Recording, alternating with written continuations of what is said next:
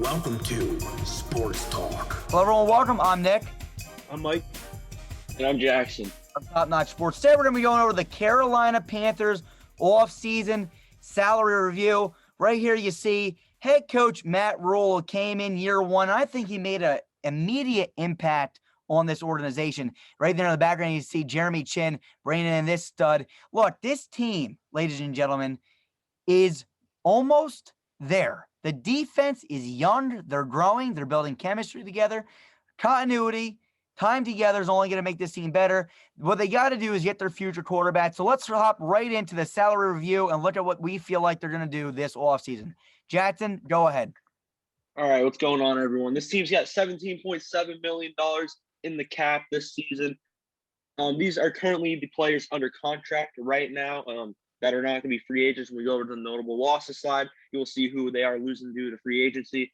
Green is you cut and you save some cap. Red is you cut and you lose some cap. So nonetheless, let's take a look at this defense right here. They went very defensive heavy in the draft. Pretty sure were all their picks defensive people this year. Is that all right? Yes. All right, so they were very heavy on the draft this year on defense, and it really panned out. They're a couple pieces away. Maybe, you look at a middle linebacker. Maybe you try to get Jermaine Carter, a replacement. Justin Burris, maybe, he's had some injury problems. Maybe you cut him, save some cap. You cut him, you save $3.8 million. Maybe you want to get a corner in the draft, help out depth-wise with Troy Pride and Dante Jackson. You got a very, very solid defensive line. You got Brian Burns, Quan Short, Quan Short's taking up $9.8 million. So maybe you look to cut Quan Short. You got Derek Brown, who was your first selection in the draft, and Yuri Gross-Matos, who looked very solid this year. Go over to the offensive side of the football. You look at this offensive line, a lot of question marks, maybe besides the center, Matt Freitas, but they are losing a lot of offensive line depth and starters in the free agency this year. You look at the quarterback and Teddy Bridgewater, who just got a 3-year deal this past offseason. Didn't look too good, so maybe look to get his replacement in the draft. Look the wide receiver core, you get DJ Moore, Robbie Anderson. You're losing Curtis Samuel due to free agency, so maybe that's a guy you try to establish in the later rounds of the draft, or you bring back Curtis Samuel. Christian McCaffrey again, absolute stud. I really like this Carolina Panthers team. Matt Rhule came in, he changed the culture. As a defensive-minded guy, he came in, made some moves. We'll have to see what they can do this offseason. Nick, over to you. All right, right back. So here we go. Look, again, this offense is pretty dang solid besides the offensive line receiving-wise. I'm saying you got DJ Moore, Robbie Anderson, and Christian McCaffrey. But, again, you need to build this offensive line. That's point number one. You look at the defensive side of the ball, you got to love what they did with Yetur Gross-Matos, Derek Brown, and Brian Burns. Like Jackson said, Kwan Short for $9.8 million.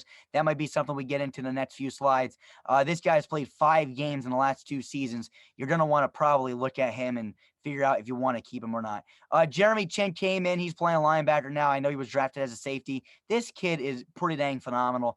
He is all over the field making plays. So, again, really nice draft pick from a season ago.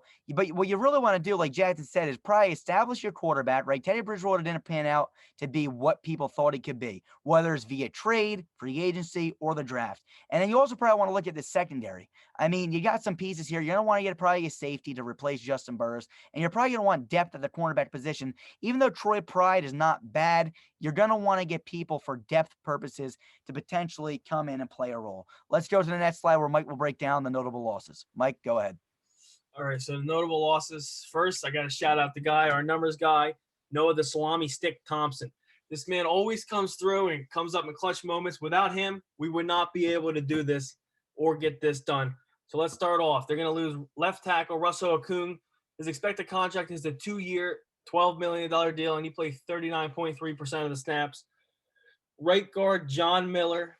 He's projected a 1-year, $5 million deal, and he played 89.3% of the snaps. And then running back Mike Davis, who was a big part of the offense this year in the absence of Christian McCaffrey. He's expected a 2-year, $14 million deal. He played 56.2% of the snaps. And versatile wide receiver Curtis Samuel, they're going to lose him. His expected contract is a 4-year, $50 million deal. He played 63.6% of the snaps. Right guard Chris Reed, his expected contract is a 2-year, $6 million deal, and he played 86.5% of the snaps. And we got right tackle Taylor Motton. He is expected a 5-year, $70 million deal. He played an amazing 100% of the team's offensive snaps.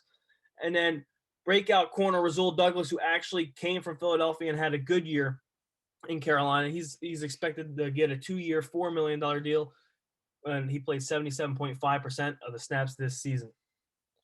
Exactly. So typically, like I say, after every single video during this section, you typically want to bring back the guys that play a high percentage of snaps to bring back continuity, familiarity, familiar faces, right? Chemistry. You want to bring back a lot of these guys that play a high percent of the snaps. And again, the Carolina Panthers do have some cap space to make some of these moves. So let's go to the next slide where we're going to break down what we feel like is going to happen. Here's the potential targets. The estimated cap space is $17.7 million in cap space. Their estimated cuts, we're going to cut Justin Burris and save $3.8 million. Cut K'Wan Short and save $9.8 million. Cut Stephen Weatherly for $5.9 million. Cut Vental Bryant for 0.7. That's $700,000. And we're going to cut Sean Chandler for $800,000. All this added up equals $38.83 million cap space available. Estimated signing. So again, this is what we're going to probably do here. We're going to re-sign Taylor Moton to a 5-year, $70 million deal. Russell Okung to a 2-year, $12 million deal. Chris Reed to a 2-year, $6 million deal. We're going to sign Gerald Everett, the tight end from LA, to a 3-year, $22 million deal. And safety Carl Joseph to a 4-year, $30 million deal. All this added up is going to leave you guys at $1 million in remaining rollover cap. Again, we look at the team needs here. You guys need a left tackle, right tackle, et cetera, right down the list. This is what we're going to do. We're going to re-sign Russell Okung. We're going to re-sign Taylor Moton at the right tackle position. We're going to re-sign Chris Reed at the right guard position. There you go. You establish some offensive linemen, so you have some continuity and chemistry there. Left guard, we're going to draft one in the later rounds. But we're going to sign Gerald Everett, like we said in before previously. We got you guys signing Carl Joseph, safety, right, from Cleveland. And then we're going to also draft now your 2 draft picks in your first 2 rounds. We got you guys drafting quarterback Trey Lance, and in the second round, drafting wide receiver Rondale Moore to fill in for Curtis Samuel's absence in the slot position. Let's go to the next slide where we're going to break down the 2021 expected starting lineup. Go ahead, Jackson. All right, these are our 2021 projected lineup. If you go to the offensive side of the ball real quick, you notice the offensive line. We really did address that free agent, mostly just by re-signing some guys. We re-signed Russell Okung at left tackle. That's why he's orange. These guys that are orange are the guys we re-signed. Chris Reed at right guard and Taylor Moton, who played 100% of the snaps, at right tackle. We drafted Trey Lance with your 8th overall pick. North Dakota State didn't get to see him this past season due to COVID-19, which sucks, but this kid will be a stud in the NFL. Rondale Moore, he's going to fit that Curtis Samuel spot perfectly. He's 5'9", he's short, speedy receiver, can get that job done perfectly. Gerald Everett, he's green because we just did bring him in.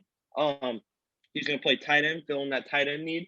Go over to the defensive side of the ball. You got these 2 guys in yellow, Jermaine Carter and Zach Kurd. Zach Kurd, he just sliding in for K'Wan Short, who he just did cut. So you might want to, get a guy maybe just that can be a little better, maybe have a little more of an impact. Jermaine Carter, again, not bad, but you can definitely get a better piece there. And then we didn't re-sign. We brought in Carl Joseph from the Cleveland Browns, who had a very, very solid season. He's going to make this defense 10 times better for an already defensive-heavy team that Matt Rhule did bring in. I really do like this Carolina Panthers team. Like you said, Nick, this team is just a couple pieces away. I think with these moves that they made, in an aging NFC South division, this team's getting young, and they can compete maybe for a wild card spot, maybe in the division title, try to compete with Tampa Bay. I got a lot of hope for this Carolina Panthers team. I'm sure this front office and Matt Rhule has been a great, game changer. He changed the culture here. And let's see what this team can do in this next season. I got high hopes for them. Mike, go ahead. Yeah, I think I said last year, you probably don't remember because our video got taken down. But last year I said this Panthers team is very talented. They're young and they will compete. This year they competed against teams like they had a close game with Green Bay. They competed this year. And if they make some moves offensively, last year they took care of the defense. This year I think they should go mainly in offensive focus. You bring in a big armed quarterback like Trey Lance that can also run, that opens up a lot. You bring in Rondale Moore, another guy that can just run. If you look at this offense, if they make the moves we think that they are going to make, you notice one thing: versatility and quickness. Every player on this team can run. Every player, from Rondale Moore, Robbie Anderson, Gerald Everett moves good for a tight end. Trey Lance moves good. Christian McCaffrey is a freak athlete. This team, like you guys keep saying, are a couple pieces away from being able to make a run at things and make it interesting in the NFC South. I don't know if they beat Tampa. That's a topic for another video, but they're moving in the right direction. Absolutely. And I'll sum this up real fast. These moves are vital. And I think Mike just said it best. Last year, this team learned how to compete. I think this year, the team will learn how to win. This is a year 2 for Matt Rhule under his regime. I'm interested to see what this team can do in year 2 under Matt Rhule. Again, you're bringing in people like Trey Lance, Rondale Moore, like we said multiple times. This kid's fast. He runs a 4.3. I mean, I think he might be able to push a 4.29. We'll see on his pro day. You got people like Gerald Everett over here. Like Mike said, this team's fast on offense. They're very fast, quick. It was hard to cover Robbie Anderson, DJ Moore, and Curtis Samuel this year. You're really not losing much with this offense. If anything, you're gaining. I think, honestly, bringing in Rondale Moore, bringing in Gerald Everett, and drafting Trey Lance makes this offense even better than a year ago. And you have a healthy Christian McCaffrey. As for the defense, look, you're still making moves. You're really not losing a lot. You're losing your guy right here, Kawan Short. You're filling in with Zach Kerr right now. Maybe you draft a defensive tackle in the 3rd, 4th, 5th round. We'll see. And Jermaine Carter, you're probably going to want to get a linebacker there. Maybe add another cornerback. But again, you're not losing a lot on defense. Again, someone like Kawan Short, he only played 5 games in the last 2 seasons. So you're really not losing them. Carl Joseph, I think this guy can be an impact player as well. One thing to sum up this video, final few words from me is this. The Carolina Panthers are the youngest team in this NFC South, and I feel like this could be their division for years to come. Panthers fans, let us know what you think about this video. Comment in the section below. We'll talk to you guys soon. Peace. I'm Nick. I'm Mike. And I'm Jackson. We'll see you guys soon. We are Built Better. See you guys soon. Peace.